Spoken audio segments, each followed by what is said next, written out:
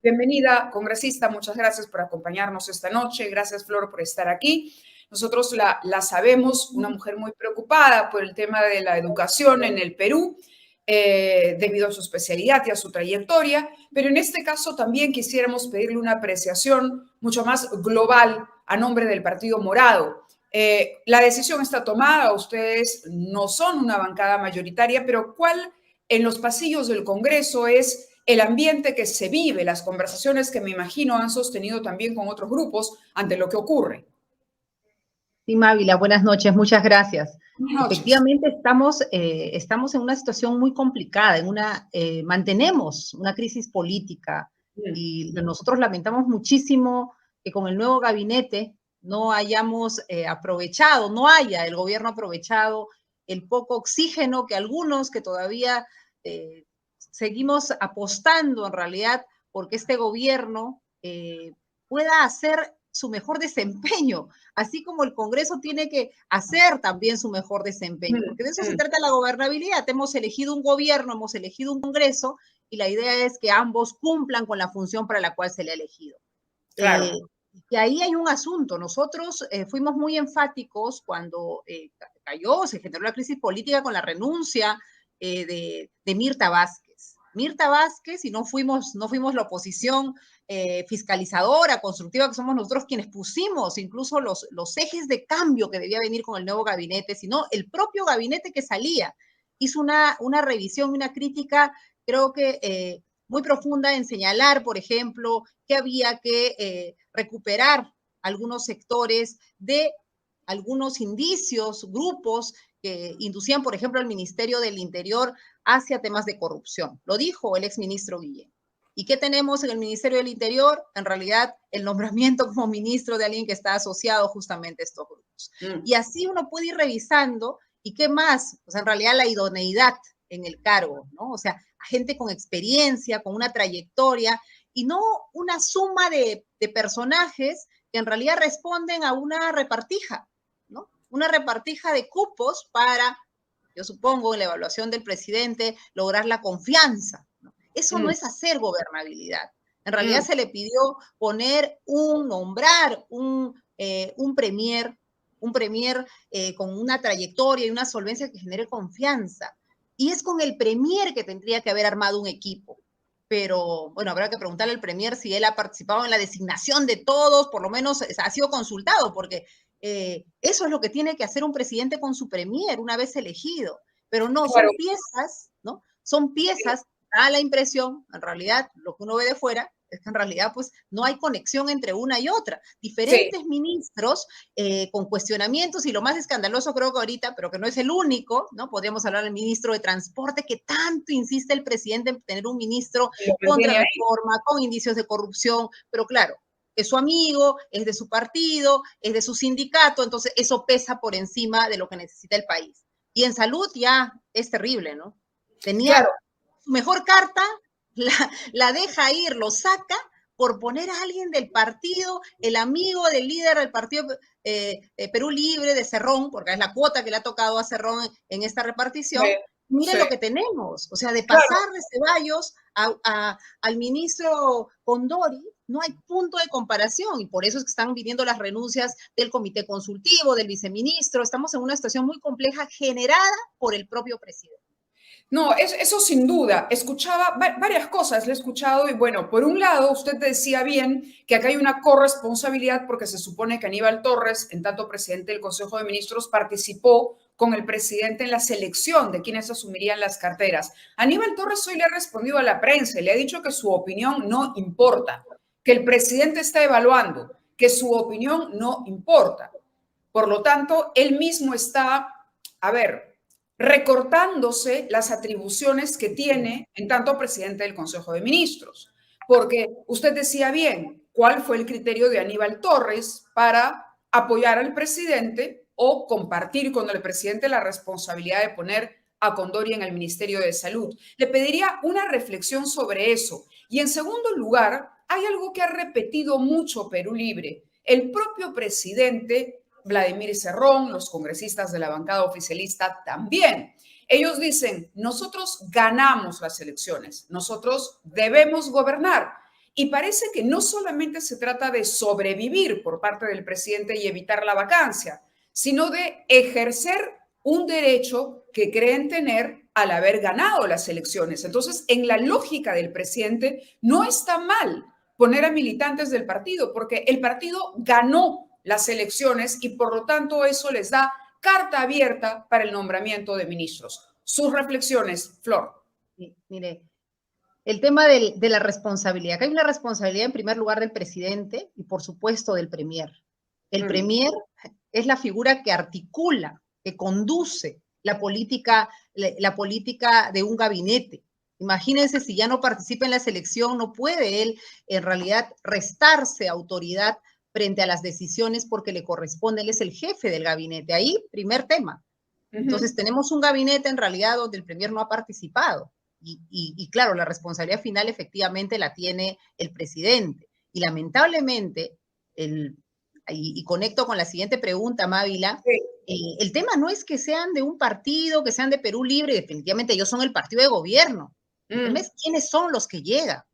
Sí. Creo que aquí el cuestionamiento no es si es un militante del partido de gobierno, y estaría muy bien, están en todo su derecho, definitivamente ellos han ganado las elecciones, pero eso no basta para ser ministro, eso no basta para ocupar un cargo alto en el Estado. Tú necesitas personas competentes, capacitadas, con trayectorias. ¿Por qué? Porque el Estado, pues, no es la suma de personas que dicen yo quiero trabajar en el Estado porque soy militante o porque hice la campaña contigo. El Estado maneja políticas públicas, servicios, y hay una carrera, hay una trayectoria. Así tú mencionabas, me da muchísima pena, por ejemplo, que alguien de la trayectoria de Gustavo Rosell, viceministro, que ha estado acompañando todo este proceso en el ministerio, liderando todo el tema de la vacunación y la atención primaria de salud.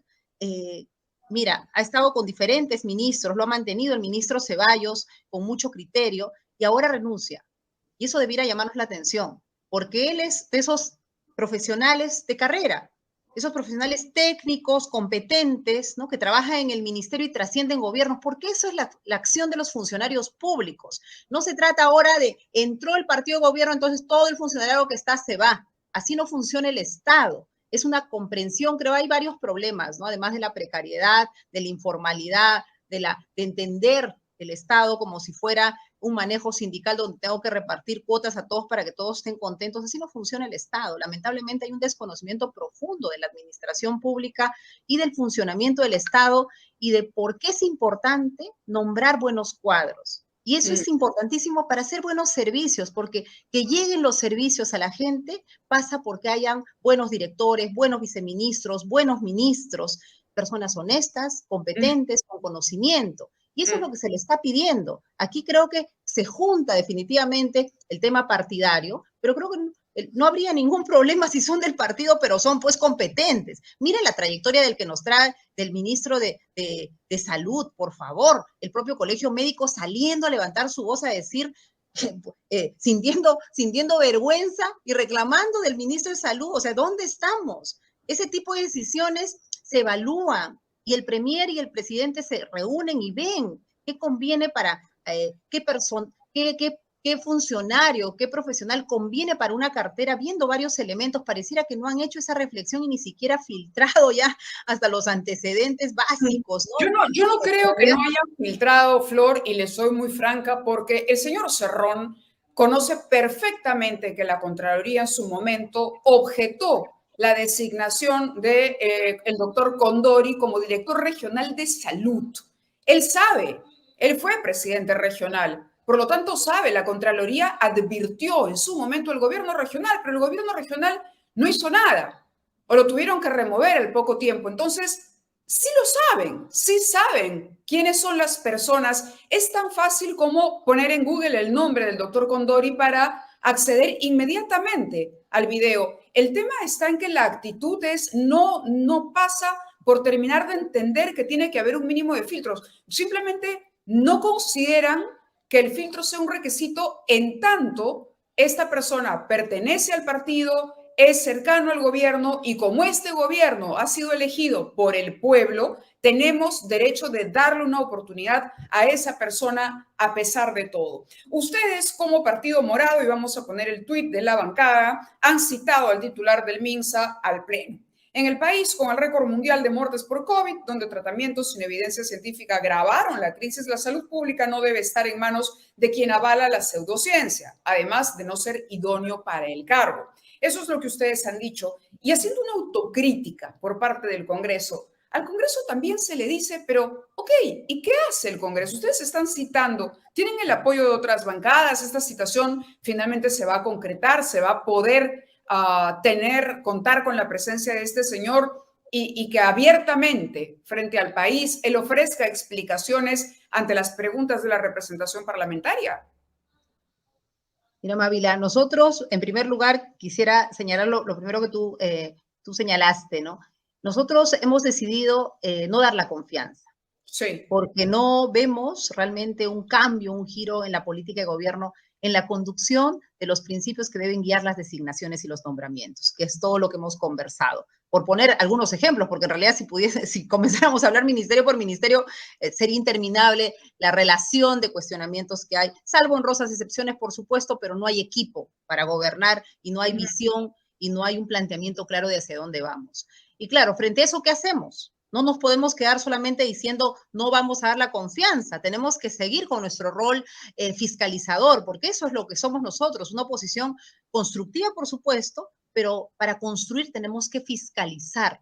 Y lamentablemente, mira, nosotros hicimos este pedido de una moción de orden del día, esperemos que en el Pleno se vea y se vote y se invite, porque como has visto, la colega Susel Paredes, mi colega del Partido Morado, congresista, promovió el tema de la interpelación y hasta ahora tiene 10 firmas para la interpelación al ministro de Trabajo y no avanzamos. Entonces, como hemos visto que la interpelación, lamentablemente la oposición es oposición cuando le conviene, ¿no?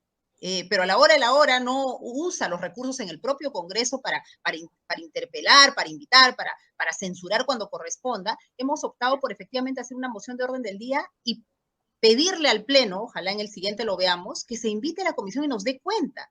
Más, nosotros cuando enviamos esta comunicación al Congreso, todavía no teníamos la renuncia del Consejo Consultivo, del viceministro, y van claro, hecho tras hecho, y realmente es impresentable que tengamos un ministro de Salud de estas características. Lamentablemente creo que hay una pérdida absoluta, no se encuentra la brújula en este gobierno, y nos ponen este ministro de Salud en un momento de pandemia. Claro, pero ¿qué pasa en el Congreso? Y dígalo con nombre propio. ¿Cuáles son las bancadas que no firman estas mociones? ¿Por qué Silva, por ejemplo, permanece en el cargo? Uno dice, claro, Castillo. Ya sabemos que Castillo protege a Silva. Claro, pero el Congreso tendría algo que hacer. Claro, el Congreso tendría algo que hacer y la ciudadanía le dice, ok, para eso ustedes son oposición y ustedes todos los días en entrevistas con los medios de comunicación dicen, Silva no es idóneo, Silva promueve la informalidad, Silva tal cosa, Silva se salva siempre, pero no solo se salva por Pedro Castillo, se salva porque el Congreso hasta ahora no ha reunido la cantidad suficiente de firmas o votos para sacar a Silva. Eso es.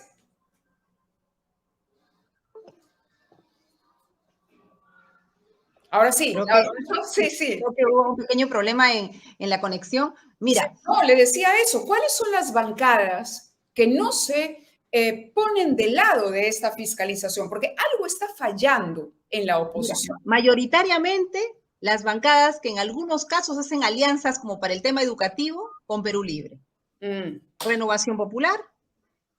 Tenemos ahí a Fuerza Popular en Pleno, que lamentablemente no han avanzado. Incluso ellos mismos plantearon, inicialmente había un acuerdo, una conversación de que no era posible pues que la reforma del transporte estuviera siendo avasallada de esa manera y había un acuerdo mínimo ahí con los parlamentarios y se lanzó el tema de la interpelación, pero a la hora de la hora no se dieron las firmas, no hubieron los votos. Entonces, lamentablemente, ahí hay una oposición que creo que tiene que asumir la responsabilidad que nos toca, y es que efectivamente, si uno ve que no hay una conducción adecuada, tiene que usar los mecanismos. Nosotros estamos planteando a través de de este requerimiento que estamos haciendo al Pleno, poder invitar al ministro de Salud y pueda dar explicaciones, ¿no? Vamos a ver, ojalá que en el Pleno nos apoyen con esta moción de orden del día.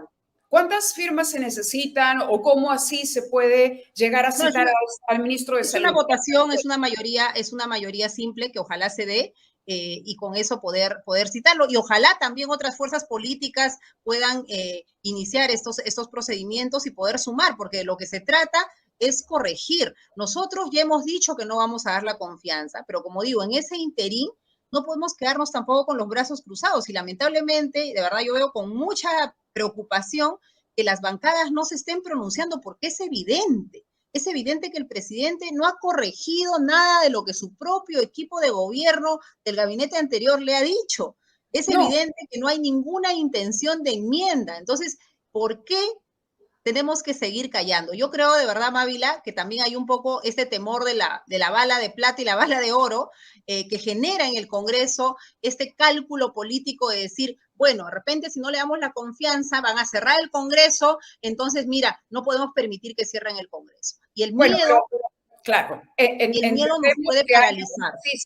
Claro, no lo compartimos, ni lo apoyamos, ni lo justificamos, pero entendemos que hay congresistas que digan, no, mi curul no la voy a perder. No podemos perder esa cantidad de congresistas, pensando ya incluso en los partidos. Tenemos una cuota de poder, hay que saberla manejar y administrar y no nos vamos. Pero vamos, la negatoria de la confianza, el decirle no al gabinete, no es el único camino. Usted acaba de hablar de una situación que requiere 66 votos para tener una mayoría simple para el ministro de Salud. ¿Esto obligaría al ministro a presentarse ante el Pleno? ¿Cómo funciona la citación a un ministro, por ejemplo, que ha sido denunciado por el propio Colegio Médico y que provoca que funcionarios de capital importancia en el Estado tomen la decisión de renunciar?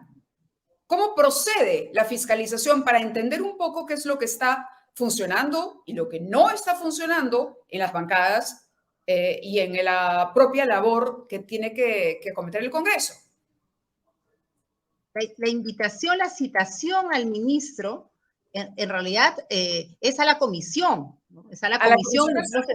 Nosotros esperamos, claro, que vaya a la Comisión de Salud, que vaya, y habrá que hacer la acción de interpelación, que para eso se necesitan más firmas, ¿no? Pero si es que no satisface también la consulta, y claro, nosotros estamos, es a la Comisión de Salud, pero también ojalá se haga al Pleno del Congreso, porque es donde necesitamos que se esclarezcan todas las dudas respecto a los cuestionamientos que hay, pero que en realidad, mira, van cayendo de maduros porque el propio Colegio Médico va señalando todas las faltas que tiene el ministro, que ejerce una profesión, hace un servicio de obstetricia sin tener las credenciales para ello. En realidad es una situación de ejercicio profesional informal la que desarrolla. Sí. Como bien tú has señalado, en Junín no pudo ejercer como director regional de salud porque la Contraloría observó su designación. Entonces, son una serie de sumas que hay que poner en evidencia y la verdad, yo espero que el presidente ya no sé si son falsas esperanzas, de verdad, Mávila, pero él dijo que estaba aprendiendo, pero evidentemente no aprende. O sea, no puede ponernos un ministro de salud con estas características. Sí, yo quisiera invitarla, tenemos un clip para escuchar al ministro de Salud, pero también las reacciones del presidente de la República y del presidente del Consejo de Ministros hoy diciendo eludiendo la pregunta de la prensa. Vamos con eso. Diferentes videos para poder educar a la población. Y de repente este producto, que no le voy a hacer propaganda, este producto es un tipo de agua racimada y que tiene permiso de la DIGEMIT, de DIGESA y de la FDA, y que se puede comercializar en las diferentes boticas y farmacias. Es un producto que es a nivel mundial, en diferentes países tiene su patente. Puede ingresar al NHT Global y ahí lo van a ver. Y ahí tiene permiso, como le digo, de todas estas entidades que autorizan la venta de estos productos, porque yo soy un médico profesional. Bueno, no tenía autorización, ahí mintió el ministro de Salud, mintió. Y esto es lo que dijo hoy el presidente Castillo y lo que dijo Aníbal Torres respecto a la designación y los cuestionamientos que no vienen necesariamente del Congreso, sino del Colegio Médico y de funcionarios de carrera del propio MINSA. Pero van a ir a a ver, mientras trabaja la gente,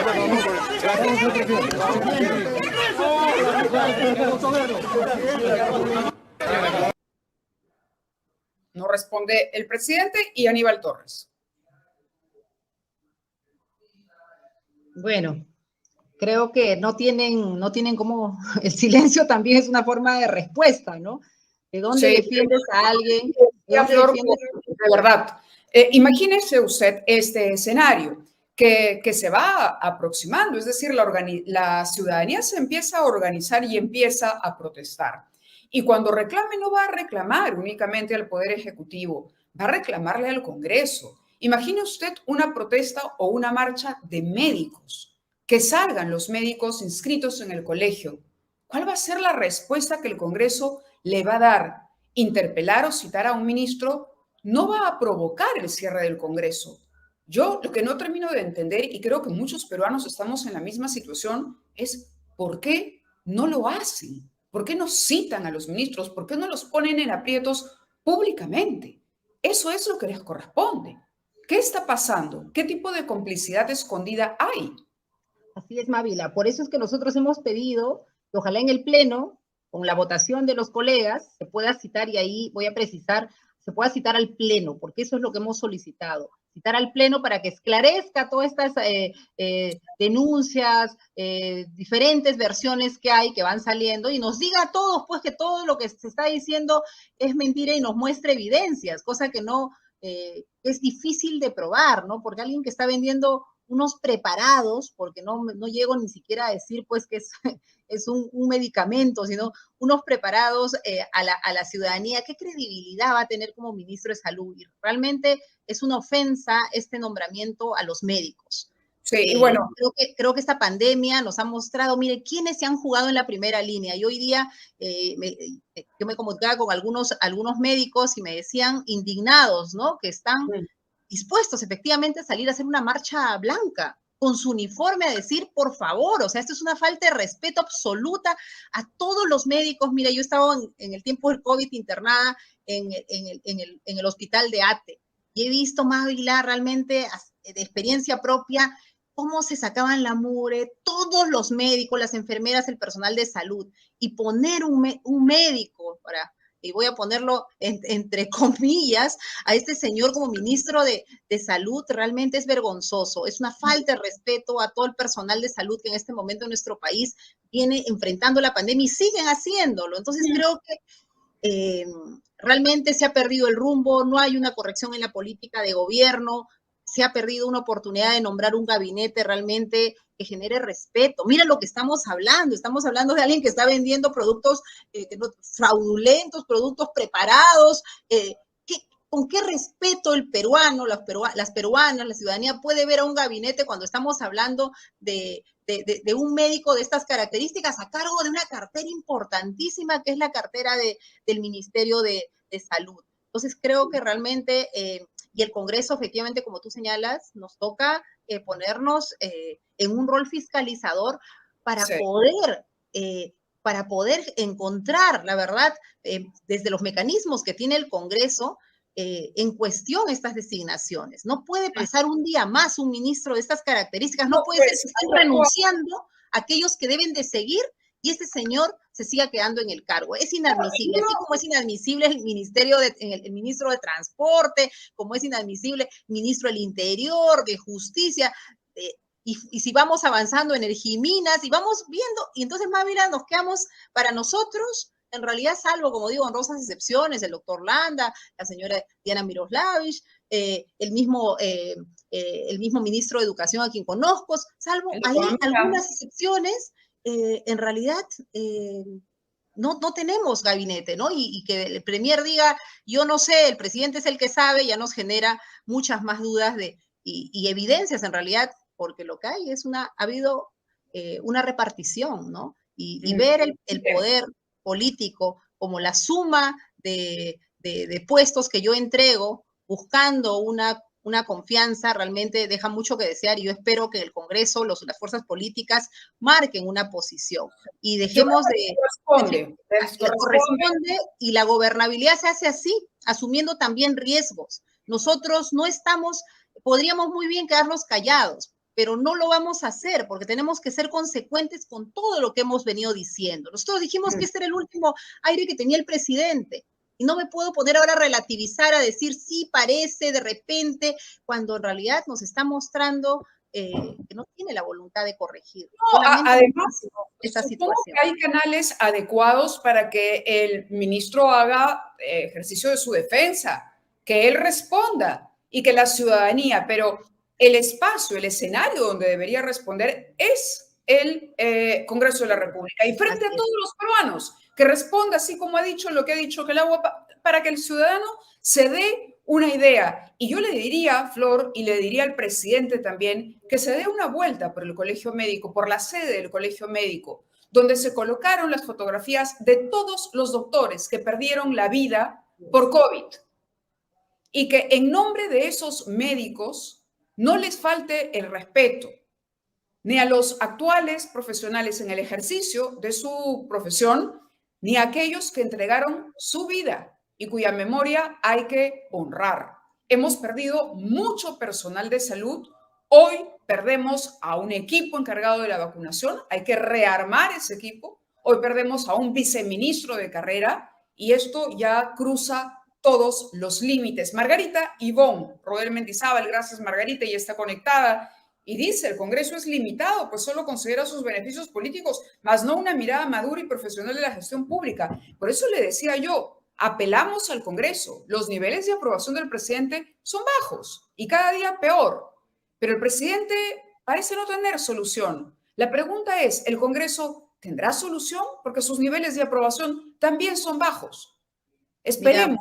Es la exhortación. Ávila, yo creo que desde todo lo que tenemos que hacer en la fiscalización, con las censuras que haya que hacer, con las invitaciones que haya que hacer, con todo lo que haya que hacer, pero, por ejemplo, la semana que viene el Pleno del Congreso y la mayoría del Congreso que votó, por ejemplo, a favor de esta ley que debilita terriblemente la SUNEDU, porque le resta autonomía al cambiar la composición de su consejo directivo, en esas cosas también se juega la imagen del Congreso. Sí, la posición del Congreso respecto a reformas, porque aquí lamentablemente hay un gobierno débil, precario, marcado por la corrupción, por el clientelaje y la repartición de puestos, pero también lamentablemente encuentra el correlato en una mayoría en el Congreso que calla, que apaña contra reformas, que viene con una mirada también de intereses particulares y de prácticas de intereses particulares. Entonces, creo que acá es una llamada de atención. Efectivamente, hay una confianza de que en el Congreso se puedan hacer mejor las cosas. Yo creo que sí se pueden hacer.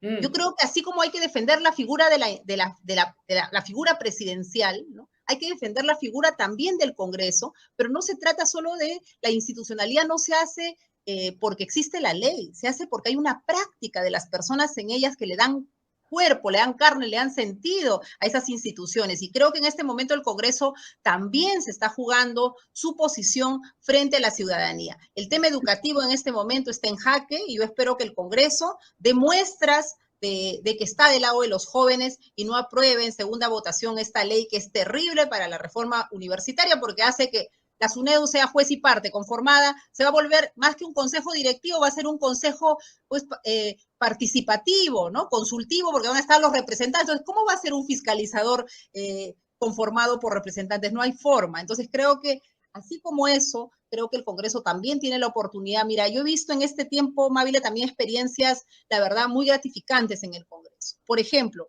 la ley de orfandad, que fue una ley multipartidaria. Hemos creado un sistema con el Ejecutivo, ojo, porque el Ejecutivo mandó también su proyecto, y desde el Congreso, y hemos votado de manera unánime todos, por crear un sistema de protección para los niños y niñas y adolescentes huérfanos en nuestro país que no había. Sí se pueden hacer las cosas. Yo creo que es un momento de reflexión también para el Congreso, de replantear cuál es la línea que va a sostener y que vamos a sostener en este tiempo. Y tiene que ser una línea en defensa de las reformas, en valorar la meritocracia y que las designaciones en los cargos clave sean de gente competente y que el Congreso también guarde, pues, guarde una línea de respeto a esos elementos fundamentales de la administración pública. Para que la administración pública funcione bien, no puede haber clientelaje, no puede haber repartija, no puede haber politización, tiene que haber profesionalización y poner en el centro al ciudadano, la búsqueda del bien común. Para eso nos eligen, para eso la ciudadanía vota por nosotros, para defenderlos, no para defender nuestros intereses, nuestros gremios, nuestros negocios. La campaña política ya terminó, pero pareciera que uno continúa viendo a las fuerzas políticas peleando como si esta fuera todavía una campaña extendida. Quería aprovechar también su experiencia, ya que habla del sector de educación. ¿Cuán peligroso es, por ejemplo, este cambio y las consecuencias que ha tenido en el Ministerio de Salud de cara a lo que será el retorno a la presencialidad de los estudiantes, la vacunación de los niños? Mira, va a ser tremendo, porque todo el tema del manejo, del control epidemiológico, y de acompañar el proceso de ver las condiciones de salubridad en las escuelas, se hace de la mano con el Ministerio de Salud. En este momento... Educación con salud. Educación con salud. El retorno a clases requiere de dos sectores que a mí, por ejemplo, me hubiera gustado ver a los dos ministros, ¿no? Como uno ve en otros países, saliendo de la mano, dando seguridad a las familias, invitando. El Ministerio de Salud en esta etapa tiene un rol fundamental, junto con el Ministerio de Vivienda, por el tema del aseguramiento de agua segura, por ejemplo, ¿no? Pero el Ministerio de Salud especialmente por el tema de la vacunación y de orientar también a los colegios y de supervisar que las condiciones de salubridad puedan darse. Lamentablemente, con estos cambios, entenderás, imaginarás, Mávila, se acaba de ir el viceministro, que es el que maneja la parte operativa, programática en el ministerio, se quedan detenidas las cosas, no van a avanzar al ritmo, entre que el ministro está ahí con toda la oleada, porque realmente ese ministro no correspondía, la oleada de críticas totalmente sustentadas. Entonces tenemos en este momento una inestabilidad que le juegue en contra a los ciudadanos. En este momento le juega en contra al retorno de clases, ¿no? Entonces creo que el presidente no calcula, no mide, por eso es tan importante tener pues buenos asesores, tener buenos ministros. Puedes tú no conocer todas las áreas, pero si tienes un equipo, tienes un equipo, puedes enfrentar mejor las cosas. Entonces, realmente, el tema del retorno a clases, que es tan necesario y urgente, Mávila, está en riesgo, por supuesto. Y eso es un tema también que desde los tres congresales del Partido Morado lo tenemos como una de las prioridades, ¿no? Junto con todo el tema de lucha contra la corrupción y una serie de proyectos que tenemos de reforma de Estado, vinculados a los temas de reforma constitucional. Tenemos el tema de los servicios sociales, tenemos el tema de la educación como nuestras banderas. Entonces estamos ahí preocupadísimos y nosotros estamos mandando no solamente en el caso del ministro de Salud, solicitando al Pleno una moción de orden del día que lo cite y que pueda ir, sino también al ministro de Educación.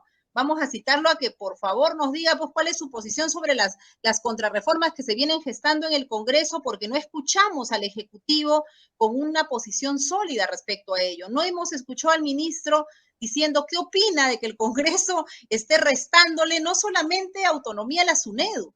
Con esa ley que se ha aprobado la semana pasada en primera votación, le quitan el rol rector al ministerio y el ministerio no dice nada, ¿no? Entonces hay una serie de proyectos que están golpeando directamente al Ministerio de Educación en su rol rector de políticas y pareciera que al ministro pues no le preocupa ello. Entonces también vamos a plantear, ojalá se apruebe en el Pleno del Congreso, también como moción de orden del día, que se pueda citar al ministro de Educación a que dé cuenta de cuál es su posición como ejecutivo. Porque, claro, el Congreso, la minoría que estamos en contra de estas contrarreformas, vamos a iniciar las acciones de inconstitucionalidad, vamos a plantear proyectos alternativos, pero es el Ejecutivo el llamado también a defender el propio proceso de reformas y de servicios públicos que se ponen en riesgo con estas leyes que viene aprobando el Congreso. De acuerdo, entonces estamos al pendiente. Ojalá avance esta invitación para que el ministro de Salud concurra ante la comisión respectiva en el Pleno. Ojalá avance el diálogo entre las bancadas para ejercer una fiscalización propositiva en beneficio del país. Flor, muchísimas gracias por haber estado con nosotros esta noche. Muchas gracias, Mávila. Creo que nuestro país está pasando por un momento dolorosísimo, no hay que olvidarnos. La pandemia no ha pasado, la pobreza se ha incrementado. Nuestros niños, nuestros jóvenes, las zonas más pobres, están sin acceder a la educación, sin acceder a la salud, y nosotros estamos, de verdad, la clase política y todos necesitamos mirar esos rostros, mirar esa realidad y tener una actitud madura y también de encontrar soluciones. Solamente finalizo diciéndote que con ese espíritu hemos enviado una comunicación al presidente del Acuerdo Nacional, al señor Max Hernández, solicitándole convoque a las fuerzas políticas, por favor, para tener un diálogo alturado sobre el curso de las decisiones en nuestro país, porque esta crisis de gobernabilidad, este problema político lo tenemos que resolver todas las fuerzas políticas, dejando nuestros intereses particulares y poniendo por delante y por encima a los ciudadanos, a las ciudadanas de nuestro país. Muchísimas gracias, María. Gracias. Ha sido la congresista Flor Pablo del Partido Morado expresando su posición, y también la hemos tratado de llevar al espacio de la autocrítica del Congreso de la República, porque la situación ya es insostenible.